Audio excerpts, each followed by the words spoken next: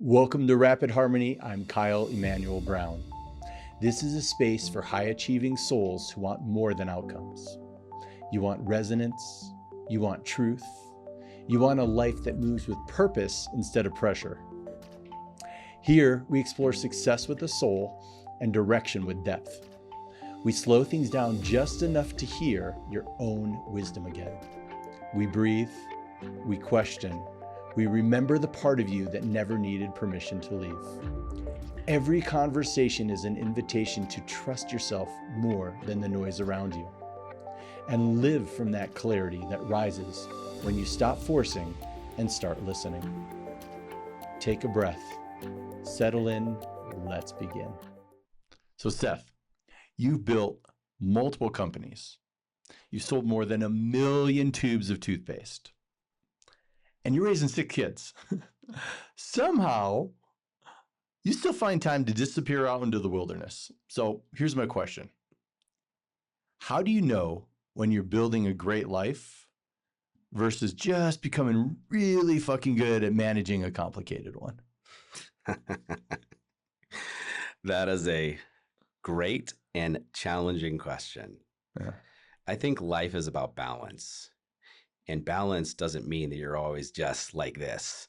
I think it's the highs, it's the lows, it's the ups, it's the downs. And it's somewhere in the middle is where that balance is. I think my life has been a lot of those ups and downs, especially over the last 8 years or so. Yeah. But I think building a great life is about the quality of your relationships. It's about the people you spend time with, about the adventures you're going on. So I think it's probably an internal knowing. And when you feel at peace and you're having fun, but that's probably going to be different for different people. Well, one thing I love that I saw universally as I was looking up some of your stuff, and also for contextual background, you and I are bros outside of this, which is, been a blessing to get to know you over the last couple of years.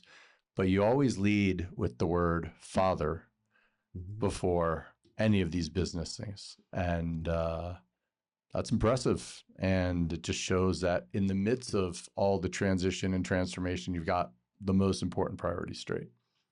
Yeah, fatherhood. If you would have asked me what is easier, marriage or fatherhood, a decade ago, I would have said that being married is easy and being a father is hard. And what's been interesting as after I got divorced, I found, or near the end of my marriage, I found that being married was hard and being a father was a lot easier. So it was a very interesting transition, the way that happened. But then also now I'm finding as my kids get older, it can be a challenge to be a good father as well, to be present with them and try to meet them where they are. Because I think we get into ruts, we kind of just follow along the things that maybe how we were raised or how we've raised our kids in the past. But then as they grow and evolve and change and are different ages, you kind of have to adapt with them. And that can be hard.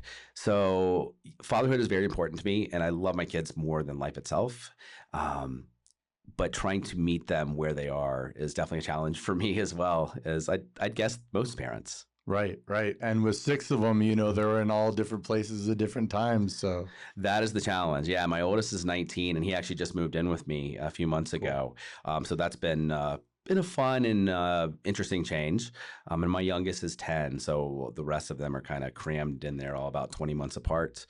And yeah, they all have different interests and are active in different activities and things. So it's definitely a challenge to try to be with them where they are and what they're interested in and find time for all of them.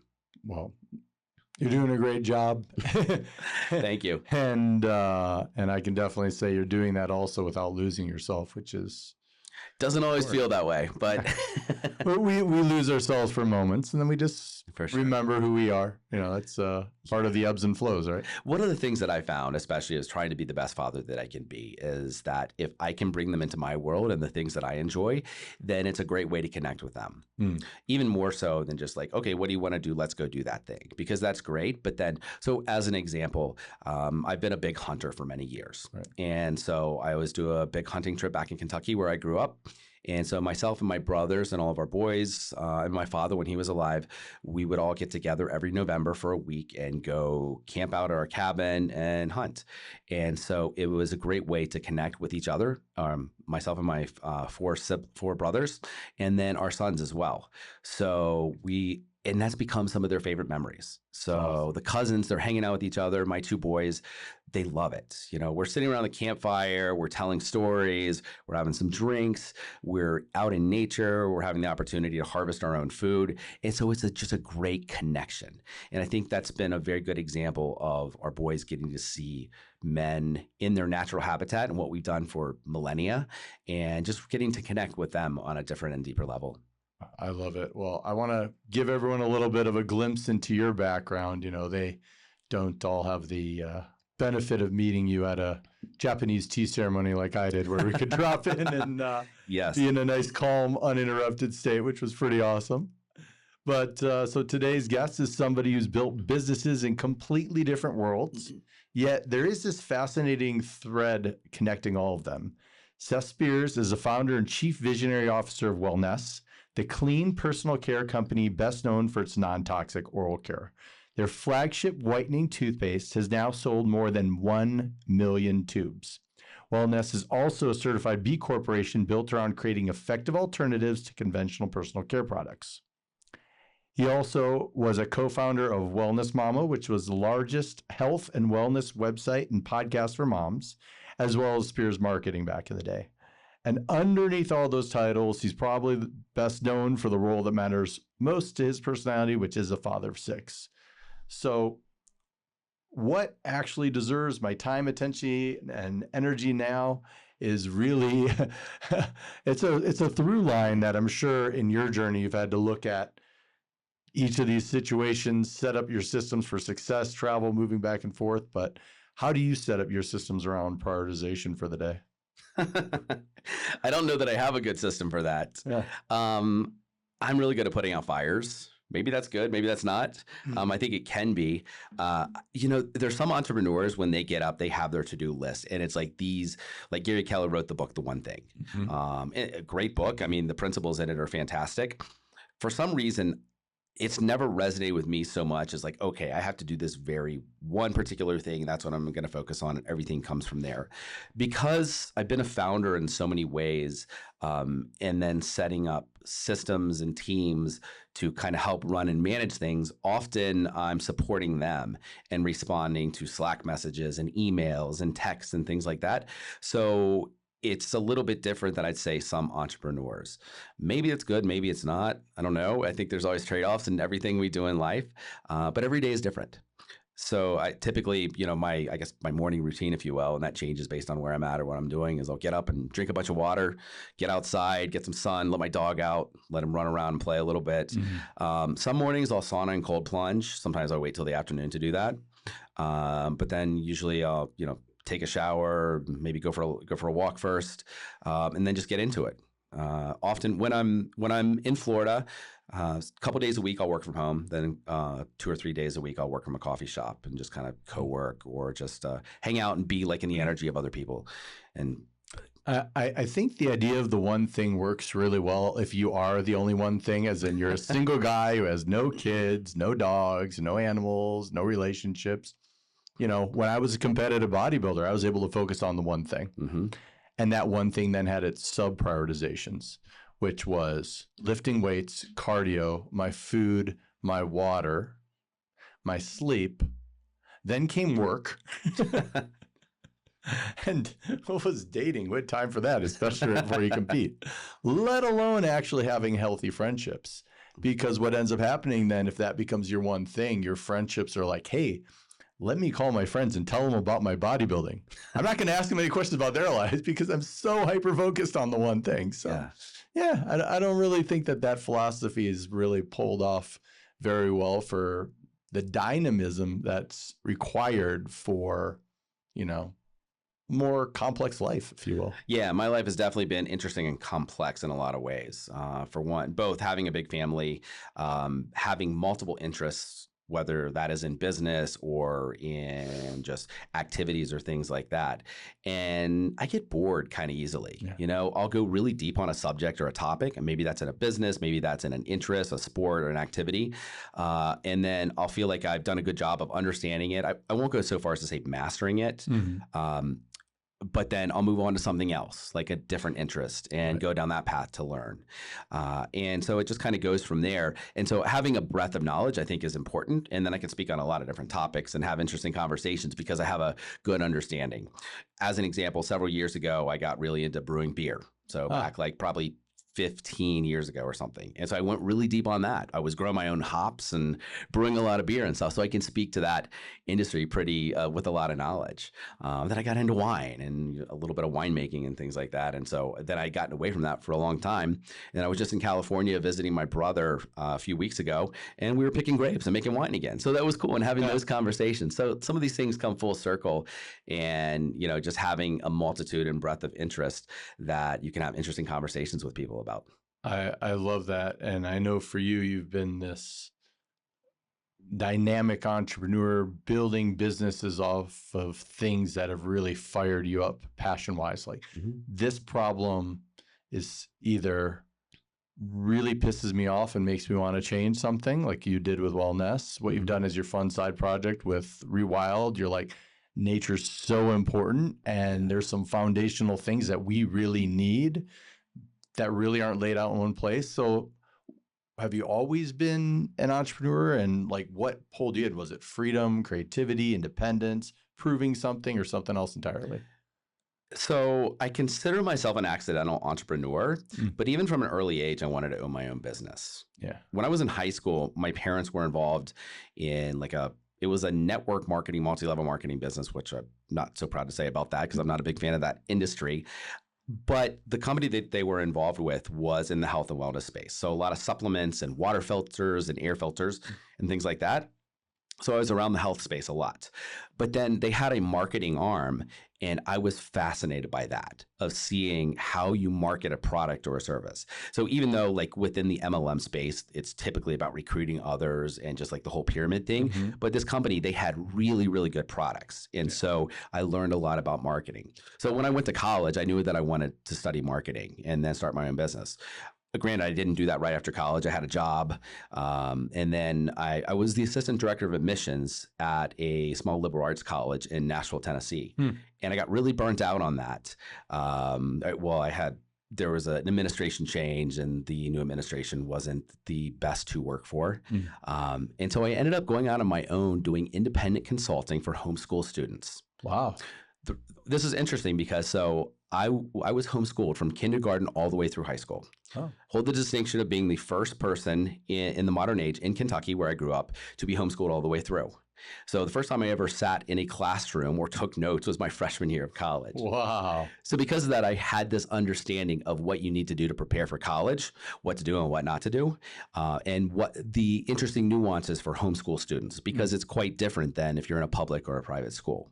Wow. So I created a program for homeschool students and how to prepare for college and what their parents needed to know to do that. Come to find out, just because you see an opportunity and someone needs it, if they don't know that they need it or they're not willing to pay for it, then it's probably not a great business. So I ended up selling that, and I don't know that it actually made any money, but I sold the website and everything that I had done. But in the process of building that out, I realized that I really like marketing. And I had some friends and other people reach out to me and say, hey, Seth, you're actually really good at like building out this website stuff and like creating like social media and all of this. Will you help me do that? I'm like, okay, sure, why not? Yeah. So I ended up building a boutique digital marketing agency called Spears Marketing, where we focus on website design and search engine optimization and social media marketing and a lot of other things in the digital realm. And I went all in on doing that for many years. And that was back in the single days, you know, when you were young. That was early marriage. I had 3 kids then when I started that as well. So definitely much younger. That was 2009 when I started. 2009, 2010 was when I was deep into that world. Lots changed since then, though. No kidding. I know one thing for you that's been really important is this idea of just because you can do something doesn't mean you should do something. Mm-hmm. And, burnout was a big piece of your journey and definitely something I've done a lot of coaching on. And what do you think, based on your experience now looking back at it, what did burnout teach you about success or focus or where your energy really does belong?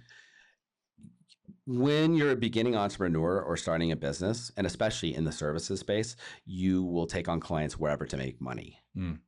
But just because you can take those on doesn't mean that you should if it's not something you enjoy or you're good at. I'm a big fan of the Japanese concept of ikigai, and that Venn diagram of things you're good at, things that the market will pay you for, things that there's a demand in the market, and things that you enjoy. So when you can find that overlap, then that's where you'll be successful and you'll live your best life. So what I realized within my marketing firm after a while of having a spate of clients that were very challenging and I either had to fire or they left and then some employees leaving was that I was doing all of these different services that I either didn't enjoy or wasn't that good at. And just because I was getting paid to do it. So I scaled that way back and just focused on the consulting and strategy side, which I liked way better than actually the implementation. So I started partnering with other agencies and people that were much better at some of those things than me. And how did you go from there to toothpaste? So it's kind of a jump. Around that same time, I convinced my now ex-wife to start a blog in the health and wellness space. And she had gone back to school for nutrition and had been a journalism major. And so she just started researching and writing about different health topics. And I use that as a testing ground for my paying clients, primarily to focus on SEO and to see what would work. And a lot of those tests worked really well. And that became the largest health and wellness website and podcast for moms. And so when I got burnt out on client services with Spears Marketing, I went all in on growing that company and just went really deep and grew it into a major, major thing. I've always been very health conscious. Yeah. I grew up in an Italian-American family that was very focused on natural health and wellness. My mom was a nurse who had gotten very into homeopathics as opposed to allopathics. I was using herbs and homeopathic remedies and things for many years. And so my ex-wife kind of learned some of those things from my mom. And so from there, being in that health space, we had tutorials on how to make your own personal care products at home. Think toothpaste, shampoo, conditioner, deodorant, all of those things that we need every day, but are hard to find ones that are either clean and that work. Right. And so started creating these products in my kitchen. And then since we had built an audience in the health space, they really liked these and kept asking, will you just make this and sell it? Yeah. So when you hear the same request over and over of just sell me something, as an entrepreneur, we know that that's probably a decent business idea. That's right. Because it's way easier if you have an audience to sell them what they're asking for than to just create a product or service and sell it to someone that doesn't know that they need it or want it. So, yes. And I've definitely made that mistake in the past. But yeah, that was kind of the origins of Wellnesse, of how we got started. Was creating products in the kitchen and then eventually just making them and selling them and going big time from there. And need it and want it. Exactly. Is such a important distinction, I think, when, I've personally been a bit of a trendsetter and in the natural health space when you're talking to people who you're like, you really need this. Like when I was talking to the bariatric community about, hey, you all had the surgery, you need to be drinking shakes 2-3 times a day. You definitely don't need to be dumping all these artificial sweeteners and chemicals in your body all day long. Here's a healthy alternative that tastes good. It's like, you need it. And then, oh, wait, do you want it? Like, as in, are you going to prioritize it enough to make your health first? And usually with groups that don't put their health first, it's hard to convince them to put their wallets towards their health first. Very true. Very true. And I made that mistake in another company that I started, Rewild Gear. So that was been a fun side project that I thought was going to be my next business, to scratch my own itch of my love of the outdoors and camping and hunting and backpacking. And so we started creating knives and backpacking grills and just really high quality minimalistic gear for the outdoor space to scratch my own itch and wanted to create the gear that I wanted to use. Yeah. However, I didn't have an audience. Ah, And so that's been a big challenge. And so it's become like the fun side project and not the primary business, as opposed with Wellnesse, where we had an audience and started marketing to them and grew it from there, because that's a very different way to go about doing it. and so somebody listening who's, let's say it's a new entrepreneur Mm-hmm. and they have a passion, but they don't have an audience yet, and they don't have, a reputation yet, but they're just, they're green around there. It's like similar to if one of your kids decides to step out into entrepreneurship, what would you suggest as far as how to get into that place where you can align that ikigai as well as the can now have an audience and I can now have the products that fit that audience? Do you think it's build the audience first or build the products first?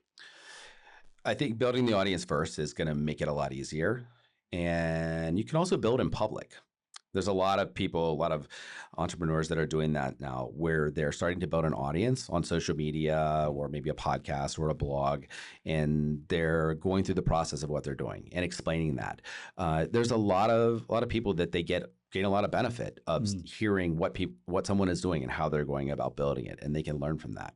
Because, some people, they try to claim that they're an expert, but they've never done it before. And so it's almost like the whole fake it till you make it, which I'm not a big fan of that, because it feels a little disingenuous.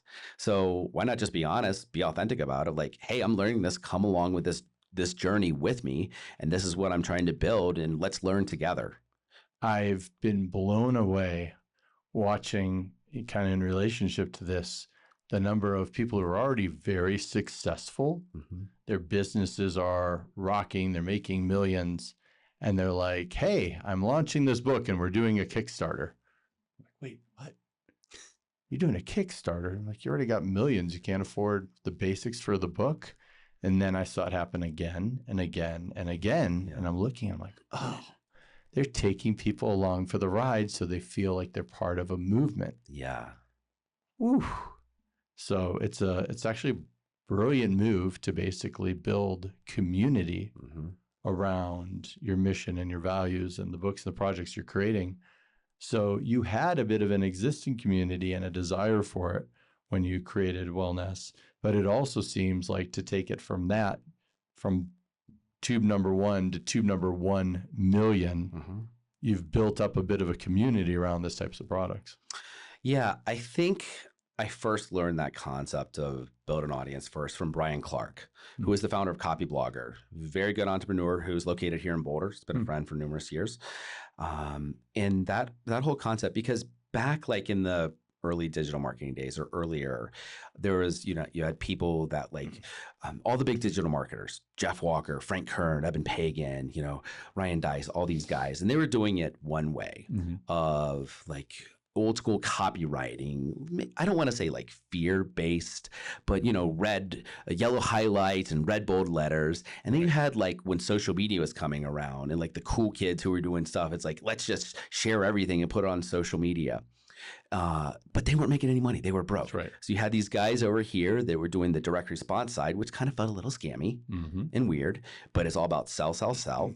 Then you had these guys who were like, let's share everything, give it away from free, who it felt cool and interesting and new, but they were broke. Right. So what Brian and Copy Blogger did was like, how can we marry both of those principles together? And so specifically in digital marketing and marketing in general, and I took a lot of those concepts and used them in the health space. Because no one was doing that there yet. And so it was kind of revolutionary as far as like creating really high quality content and then focusing on from a SEO perspective. I love that because personally I got really burnt out seeing if you don't take this supplement, you're going to die. Yeah. Fill in the blank with supplement. If you don't take this supplement, you're going to die. Sure. And all of a sudden you start seeing some of these biggest natural health websites and their newsletters all move towards that. Here's the benefits of the supplements. I'm like, okay, cool. And then it turned into here's the detriments and here's everything that's going to go wrong with your life and is going wrong with your life because you're not taking this product. Yeah. So instead to say, hey, there's a problem in the industry, we've created a solution, not like, the same thing we have to use as parents with fear over kids. It's like, hey, if you don't brush your teeth for 2 minutes, your teeth are all going to fall out and rot. But a much healthier approach of like, hey, don't you want the pearly whites? Yeah. I think it's a balancing act. because, and we've done different types of advertising and positioning when it comes to Wellnesse for our toothpaste and our oral care products. Us versus them, talking about the ingredient quality, because we're B Corp certified, which is one of the hardest certifications to get. Yeah. We're also EWG certified and Leaping Bunny certified, non-toxic project certified. Like, we've gone through and done all these things to ensure that we are doing it the right way and that our ingredients are the highest quality, that we're not using anything that is detrimental. So non-toxic and very healthy for you. However, within that, for our marketing, we can go after and say us versus them. This is what we're doing. That's what those other guys are doing. And we've done a lot of that because sometimes that works. But then the industry is becoming commoditized. When I launched the company, when we started in late 2019, early 2020, there was 2 other companies that had similar quality ingredients to us. Now there's probably close to 200. Wow. The competition has gotten so fierce. So I'm really leaning into just building the strongest brand that I can. Nice. And because people do business with those that they know, like, and trust. Right. And so when you build a brand, that to me, a brand it's everything surrounding a company. Like, you have a personal brand, I have a personal brand. It's the look, the feel, the taste, the smell. It's those things that your senses bring to mind when you see that Nike swoosh. That's right. When you walk into a Starbucks and you smell the coffee, there's an association to that. And so to me, that's the best moat that you can build around your company, is building a solid brand so that people associate you with what you say. And a brand is a promise. Yeah. And you have to live up to that promise. And so that's my goal and what I want to do no matter what. And not just say we're so much better than these guys, but like, this is who we are, and just elevate it as opposed to pull other people down. It's interesting how, just like with the copywriting, styles changing and dying and keeping up with the times, and radio turning into podcasts, turning into who knows what's next. The same thing with brand longevity and changing in the marketing for generations. Like, I think of the brands that we would be walking billboards for, wearing certain brands on our clothes, that the newer generation, I'm not sure how much you've seen it with your kids, but I'm sure you have, where it's like, oh my God, I wouldn't be caught dead wearing that brand. And you're like, wow, like, I had to fight for that brand. If I could get that brand on my shirt, I would have been the coolest. Yeah, that's really interesting, just to see how generationally things can change, and how, like, back when we were kids, it was Nike. Right. And I feel like it's changing a little bit now, but then, like, the younger generation, it was Under Armour. Yeah. When it comes to, like, sports clothes and things like that.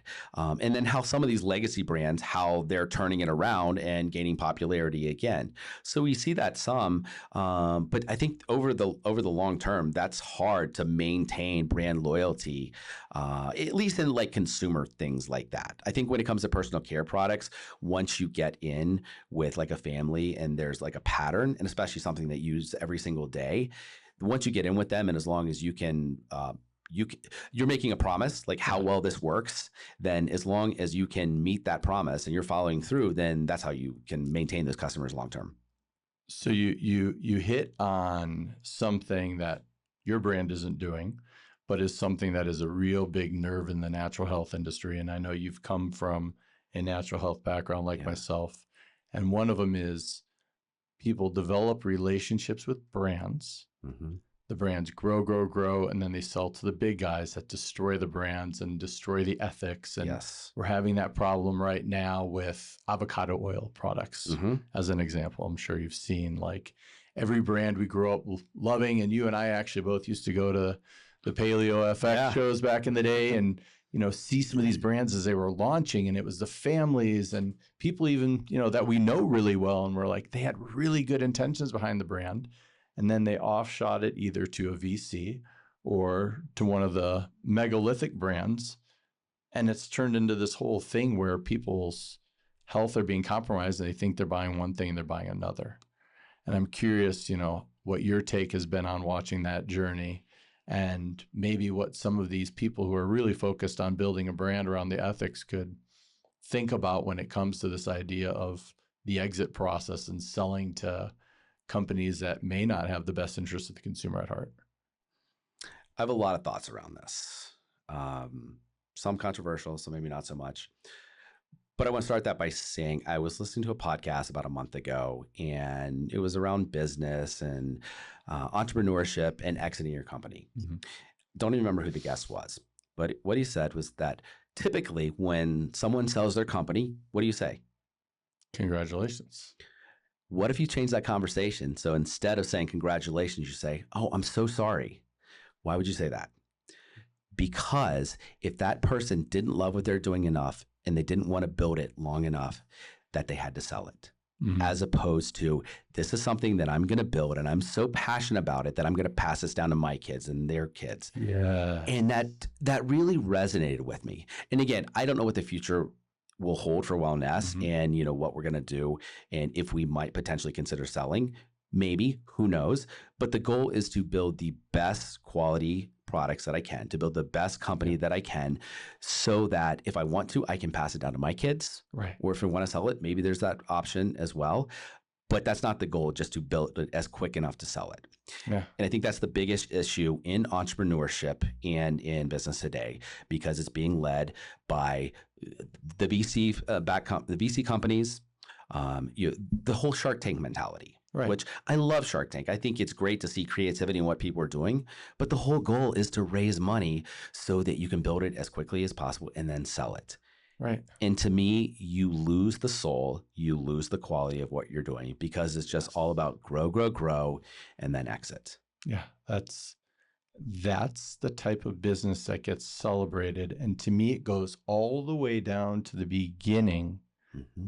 of the idea of business success is 2D metrics of what are your sales, what's your ROI, what's your profitability. And we lose the idea of impact when we focus just on numbers. 100%. And to me, you could change one person's life with work that you've done with them, even in a service or even in a product side or an experiential side or a retreat side. Yeah. That person can go off and influence thousands, or that person can be so different. Then why is that different than the numbers? And I think that is exactly what is getting glorified so much, is this guy has 27 businesses. I'm like, yeah, technically on paper. Does he think about them? Is he involved in the day-to-day? Is there love and passion there for them or not? Or is he becoming what a lot of these celebrities and a lot of times come, which is a child again, meaning that they're babysat by handlers taking them from place to place, and they've actually lost their freedom and autonomy, which is the whole reason they stepped into entrepreneurship in the first place. Exactly. I think mission is just as important as margin, and the purpose that you're doing is as important as the profit. Yeah. Granted, you need margin, you need profit. Otherwise, you have a hobby, you don't have a business. That's right. But it shouldn't be. I can't talk. Yeah. It shouldn't be that profit at all costs. Right. At the expense of what you're trying to accomplish, of the products that you're trying to create that are so high quality, that are helping the most people.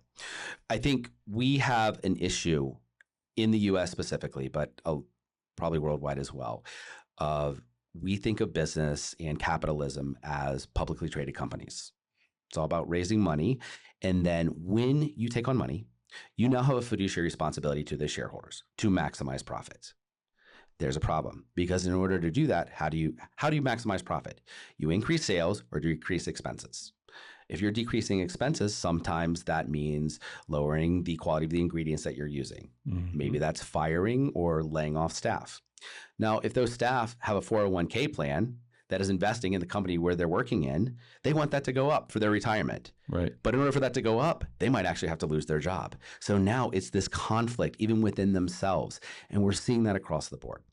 And, you have all these huge venture companies where they just want to raise money and deploy that capital to grow and make money. But to me, it's like, we also have a tax issue. And that is it. We are incentivized. We get the most tax advantages by passive income. Passive money just doing its thing, as opposed to actually building and creating something. It should be reversed, in my opinion. You should be taxed the highest for just letting money sit there passively making money, as opposed to actually deploying that in building something meaningful. I love that idea. And again, it's not money focused, it's impact focused. I think that's so important. Like, how can we make a bigger impact in everything that we're doing? Mm. I want to shift gears a little bit, because what you've done in the business world is incredibly impressive and consistent with so many through lines. And to be blunt, most people don't. They dream about it, they talk about it, but they don't actually take the action. And they'll usually be like, I can't do this. I got a kid. And they're like, yeah, I got a kid and a kid and a kid and a kid and a kid. Wait, one more. And a kid. And you built a lot. And it's also put you through some pretty rough chapters. And I'd love to hear a little bit about your experience, how things like divorce and everything that came with it changed your definition of success, as well as the definition of the man that you really want to be. Yeah. Divorce is the hardest thing I've ever gone through. When you get married, when you start a family, you're building something. You think that's forever. You think that's the long term. And then people change, they evolve. And then what worked in one capacity doesn't always work anymore. And so that changes you as a person. You stop idealizing certain things and the way you thought it was going to be. And that's hard. That's an ego death. That's a dying of self, of the person that you were and what you identified as. Mm-hmm. Like as a husband, as a father, as a business owner, all of those things. It's like, well, who am I if I'm no longer that thing? And I think we see that when someone sells their business as well, because then it's like, oh, I'm no longer the founder of this thing. I exited, and like, who am I? And so, I've gone through that as over the past few years. Like, what am I without that identity of being a husband? I'm now single, I'm dating, I'm doing these things. And like, it's a different world to be in. Yeah. I think I'm still navigating it for sure, because now the focus is as much on just being a father and being present as much as I can, but also trying to find time for me and like my own needs as well, because it can't just be nothing but sacrifice for your children, because that's not a good example for them of just seeing sacrifice at all costs. Sacrifice can be great. It can be beneficial and it can be redemptive. But at the same time, if that's all you're doing, that can be the most selfish thing you're doing too. You need to take time for yourself and filling up your own cup and having a social life and, rebuilding your identity. Mm-hmm. So I think it's definitely a challenge, and I've gone through that a lot over the past few years, and I'm still going through that. So you went through both of those identity shifts at the same time, which was husband mm-hmm. and also co-owner of the business, because mm-hmm. you were working together at the same time. Yeah. Tell me a little bit about that journey of stepping away from that business and then still being able to turn it around and build something as successful as you have. Yeah. So the prior company that I had with my ex-wife, when we got divorced, she was the face of that brand, mm-hmm. and I was the back end, the tech and the marketing, kind of the vision of things. And I stepped away from that and went all in on growing Wellnesse. Mm-hmm. We were both co-founders of each, and then we separated those out as part of mm-hmm. that divorce process, and just separating things out as you do. It's been a challenge. But it's also been, as opposed to just stepping away, it's also stepping in to something new, and then taking ownership of that and saying, okay, this is now the person that I have to become. And that's been different for me as well, because I was never the face. I was never front and center. Right. I was always the guy behind the scenes doing the thing. Like when I ran my marketing company, I was helping everyone else. And are you familiar with Wealth Dynamics? A little bit. Yeah. So the Wealth Dynamics is like a business type personality test. And when I took that test a few years ago, it said that I was the star. I'm like, star? What does that mean? Like I'm like the movie star. I'm front and center. Right. Like I've never done that before. That seems odd, and I don't even know if that resonates with me.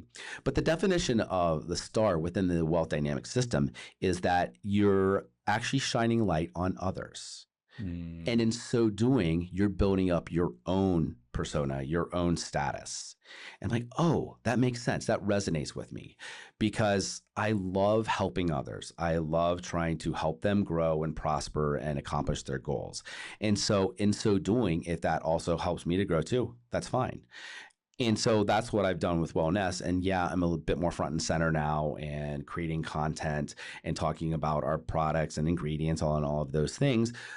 But I want to make those people that I'm talking to the heroes of their family, because then they're purchasing products that work better, that are reversing their cavities, that are whitening their teeth, that are doing all those things that make them a better person, as opposed to just say, look at me, look what I created. Because at the end of the day, who cares? I mean, that's just empty status games that I've never been into. Well, speaking of the star and stepping out in front and courage, especially, I remember a moment where I saw something, we had hung out, and then I saw something on social media and I was like, whoa, I didn't know this aspect of you. And all of a sudden you were at one of the mastermind retreats and you're on stage and you're singing. I was like, wow, this is a cool side I haven't seen. So tell me a little bit about that part of your personality. I grew up in a very musical family. Yeah. My grandfather was an incredible musician. He was Sicilian and an incredible violinist. He was the first chair violinist in the Cincinnati Symphony Orchestra and a music teacher and also a maestro. So he would conduct the backing bands for all of the big players back in like the 40s, 50s, 60s, 70s. Oh, wow. Dean Martin, Frank Sinatra, Bing Crosby, all of those bands that would come through, he would conduct the backing bands for them. So music has always been a big part of my life. I started playing guitar and piano when I was a teenager, singing. I was in a couple bands in college. I'm the oldest of 6 kids, 5 boys and 1 girl. And myself and siblings, we would play music for youth retreats and stuff growing up.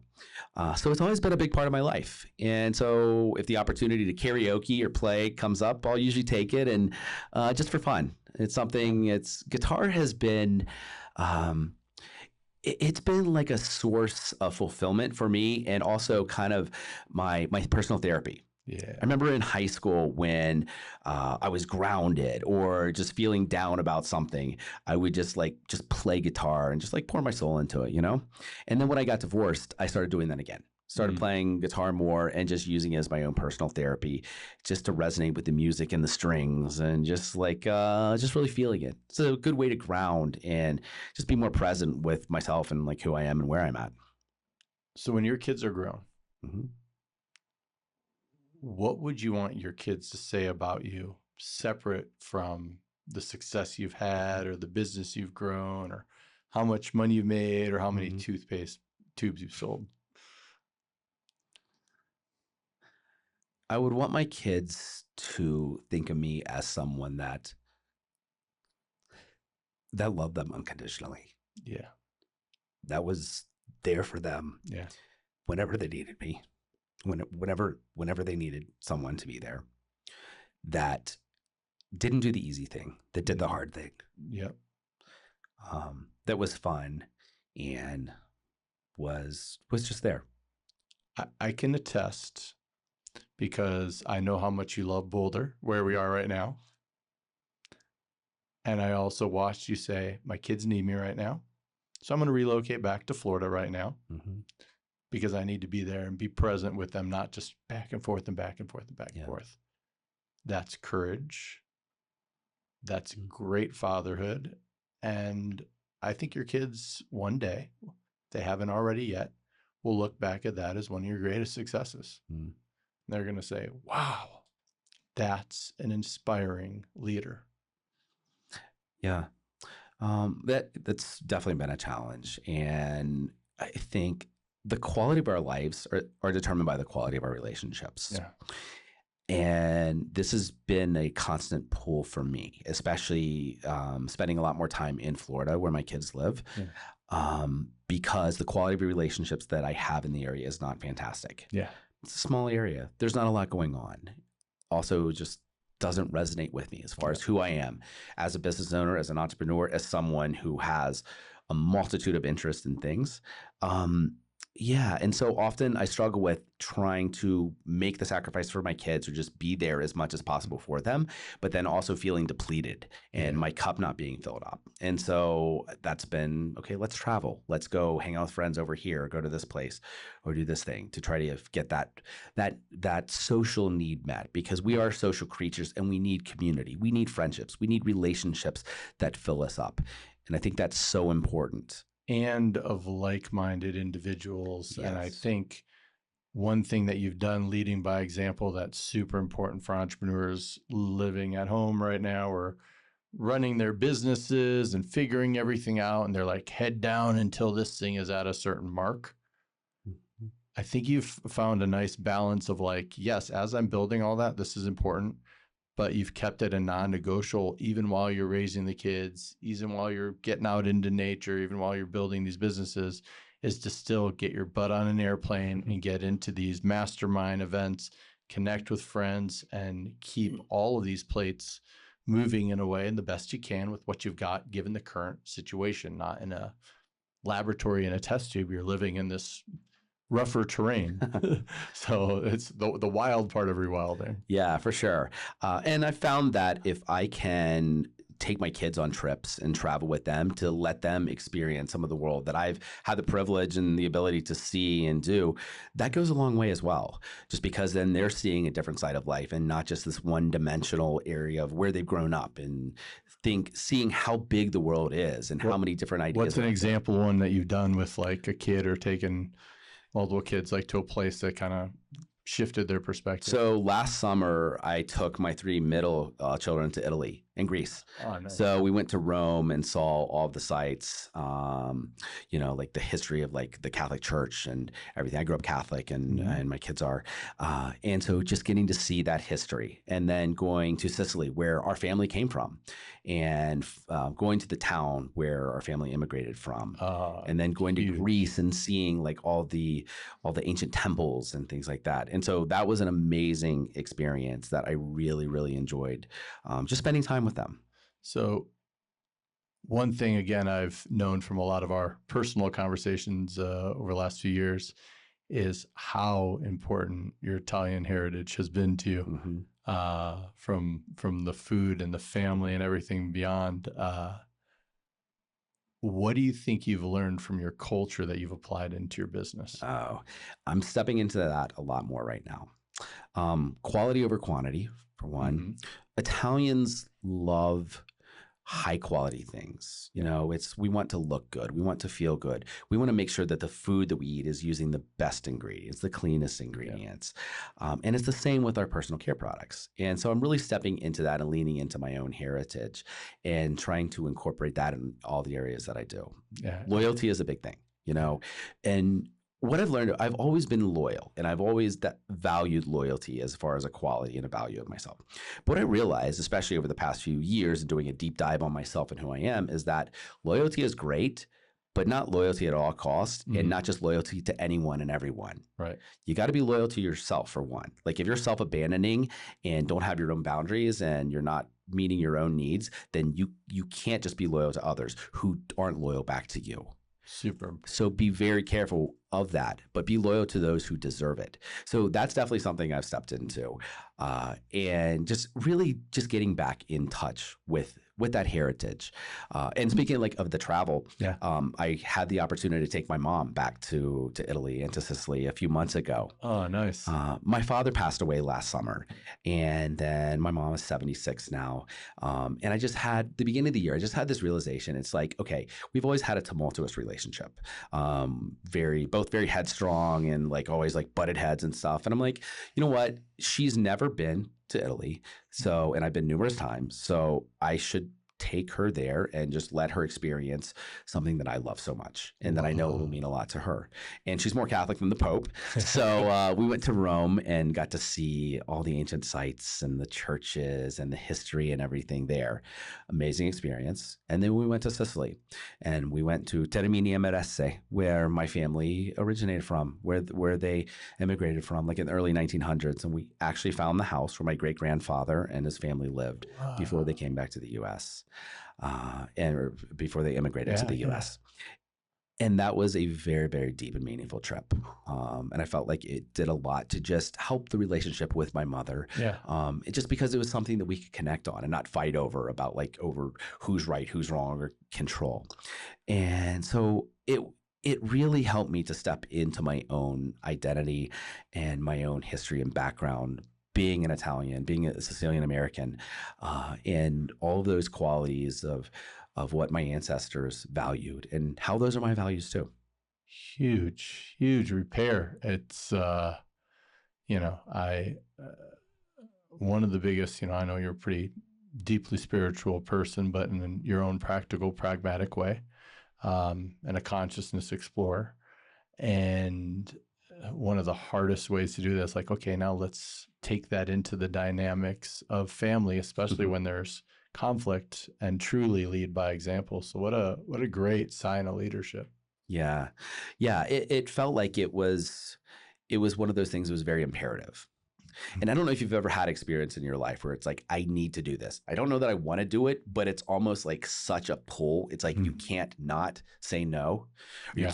You can't not do it. And it's like, if I don't do this thing, I'm going to regret it. And I've had several experiences in my life, and this was one of those where it's like, I have to do this thing. Yeah. It's usually we'll get excited about something, then try to justify it with our left brain. And if we're excited about it, it's a completely different emotion than this is a must. The imperative must. And then when we look back on the imperative musts over time, it's phenomenal. One I'll give you that was an interesting example because these people I think find interesting was the Egypt trip. Mm-hmm. So when I went on that Egypt trip with Steve and Sophia, it was like I was getting internal signs of you are going to die on this trip. Other people were getting signs of me dying on that trip. Whoa. Someone had a dream who worked with a friend of mine, Makosi, who you may know, and said, hey, is Kyle going on the Egypt trip? I have a vision of him going and dying. And I was like, I got young kids at home. I can't die right now. I don't know how sketchy my life insurance policy is. Yeah. And I got a lot to live for. But it was that inner knowing of I needed to go. So then I'm like, well, then I'm just going to create a ego death of a version of me that's no longer here. And it sounds like you did the same thing with your mom. It's like, well, the dynamic of our relationship hasn't been working for this long. You're 77. You've never been. What can we do to create new core memories together so we have something to bond us and reconfigure the dynamic of the relationship? So that's powerful, man. Yeah. What I'm hearing you say there is you're trusting your intuition. Mm-hmm. And that's something that I've had to learn a lot over the years because I grew up basically being gaslit that I didn't have a good intuition by my mother. And what I've learned over the past few years is that I actually have a really good intuition, but I need to learn to trust that more. Yes. And so with your example of like the Egypt trip, it sounds like there's also an element of projection of what others are thinking. That's right. Someone can do that, but that's not yours. That's theirs. And so you have to trust yourself and do it based on your own intuition because they can't intuit something for you. Right. I think it's very easy to outsource that. And I did that for many years. And I was always looking for advice from others or looking for them to give me an answer because I didn't want to trust myself. People are outsourcing their intuition to ChatGPT these days too. Yeah. And I still probably do that more than I'd like. More than I wish I was. But it's a constant every day of just learning to trust myself more, learning to lean in and trust my own intuition of what direction do I need to go. Because every time I go against that, it does not turn out well. And then when I do trust it, that's when things tend to go much better, much smoother. And then I tend to, even if it's hard, I tend to enjoy life more. Yeah. I love it. Yeah. Enjoying life doesn't mean life is easy because typically for the entrepreneurs with the ADHD, if enjoying life is let's just sit on a beach for 6 days and read a book and that's it. That sounds awful. Can't do it. Yeah. Check, please. Yeah. I want to hit you with some rapid fire questions and Great. see what aligns. And just first thing comes to your awareness. There's no wrong answers. So roll from there. Mountains or ocean? Mountains. One piece of Rewild gear you absolutely would never go into the wilderness without? Or knife. Oof, important. Most underrated skill that every man should know? Critical thinking. Oof, yeah, I think that one's been outsourced. Yes. One ingredient you never want to see in a personal care product. I think it depends on the product. So it depends on what it is. In toothpaste, definitely fluoride. The best business decision you've ever made. Trust myself. The business advice that you think is complete bullshit. Oh, there's a lot. Yeah. Give one that you can think of. Do what you love and the money will follow. Well said. Something your kids have taught you that no business mentor ever could.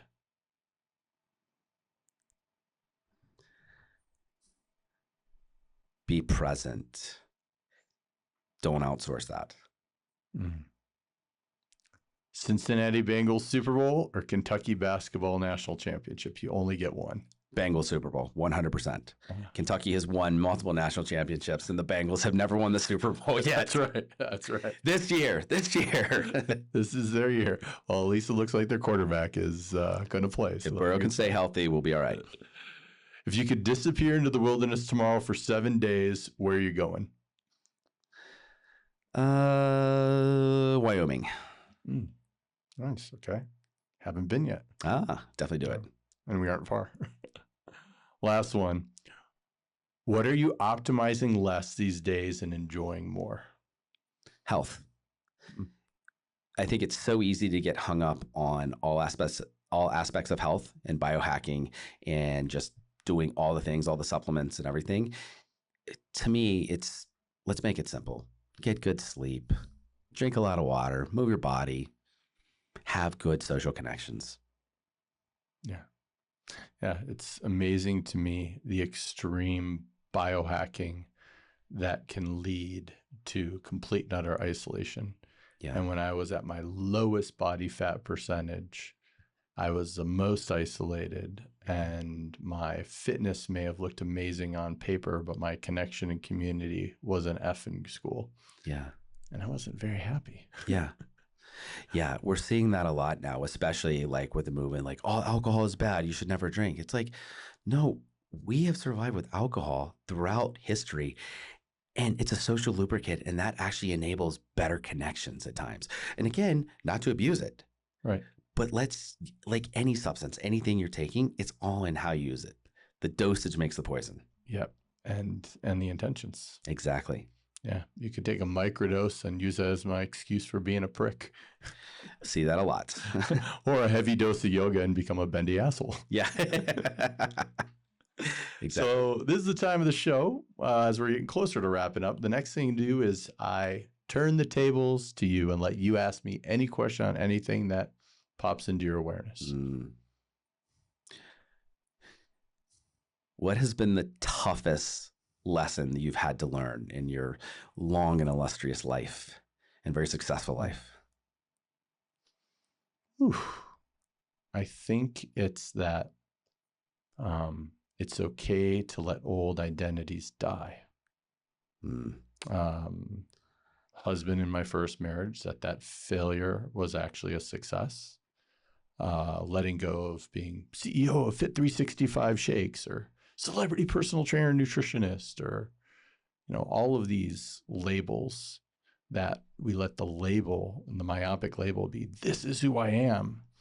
And, college water polo player. Like at the time, I'm like, I'm getting a tattoo of the water polo ball with my number 15 on my ankle. And I'm like, I look at these different identities, and that's one of the things that constantly is changing and evolving over time, is that we're in a position where we have to allow the shift of identity and be able to go with that flow, but still find things to be really enthusiastic about. And I think that's been the biggest thing. It's like, if this one thing serves its life cycle and dies off, it doesn't mean that life is now over or boring or whatever.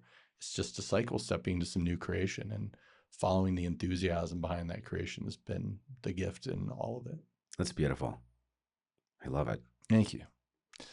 And so the way we wrap up the show is always, what does harmony mean to you? And I'm going to preface this first before you answer it with, man, you've really had to learn this lesson the last few years, bro. Yeah. I think of harmony, I think of it two ways. For one, I think of it in a musical context, where in music, melody is what most people hear. But harmony is what goes along with that melody and gives it that dynamic range and makes it so much more beautiful. So in a musical context, I think of that as layering on top of the melody. In a life perspective, harmony is kind of the ebb and flow and finding that balance where it's like a wave, sometimes it's up, sometimes it's down, but you're kind of riding along with it and not trying to fight it. And you're just going with it and making life smoother. I love it. I love it. And you're doing a great job embodying it. Thank you. So for those listening at home that want to either follow your journey, get themselves a 1,000,001 tube of Wellnesse, or they're a great Italian woman looking for a really good guy, what's the best way that they can follow your journey and connect with you and connect with the brand? Yeah, my personal website is just my full name, SethSpears.com. Our company is Wellnesse. That's wellness with an E on the end, wellnesse.com. Or like the social platform that I use the most is Instagram, and that's just at Spears Marketing. I love it. I love it. Well, thanks for coming in. This was a real pleasant surprise. I'll leave you all at home with the idea that I just saw he was in town, walking the walk, traveling and getting his cup filled. So this was our last minute way to get cup filled to something we'd wanted to do for a while. So really beautiful experience. And hopefully if you're listening at home, you've got some nice golden nuggets and some real authentic truth that you can take with you. Thanks for coming in. Thanks, Kyle. All right, my friend, if this episode sparked something in you, don't just wander off into the abyss of the internet. Hit subscribe so you can actually get the good stuff when it drops. And if you're feeling generous or mildly enlightened, leave some love in a review. It takes just 30 seconds, and somehow it feeds the algorithm gods so they know to send more people who really need it. Now, if you want to step deeper into my world, rapidharmony.com is where the real magic lives. Coaching, community, rituals, and a few surprises that are way better than just scrolling around another motivational reel and not doing anything about it. Thank you for listening. Thank you for being you. And remember, your inner harmony isn't hiding. It's just waiting for you to pay attention. I'll see you on the next episode. Now go subscribe before you forget.